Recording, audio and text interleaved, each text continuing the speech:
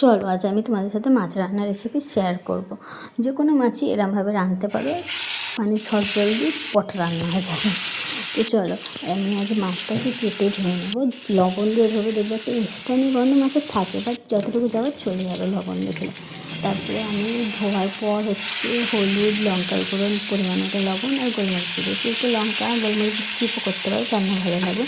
তারপরে একটা মাছটা আমি ভেজে নেবো। ভেজে নেওয়ার পর একটা কড়াই আমি পেঁয়াজ কেটে লাল করে নেবো, ব্রাউন কালার। তাতে আমি দেবো জিরে, লঙ্কার গুঁড়ো, গোলমরিচ আর হলুদ। দেওয়ার পর ওটা ব্রাউন কালার হয়ে গেলে আমি যে পেস্ট করেছি মিক্সচারের মশলাটা হচ্ছে ধনে পাতা, কাঁচা লঙ্কা, রসুন, পেঁয়াজ আর টমেটো, ওটা পেস্টটা দিয়ে দেবো। লাল হয়ে গেলে তেল ছেড়ে দিলে আমি পানি দিয়ে দেবো।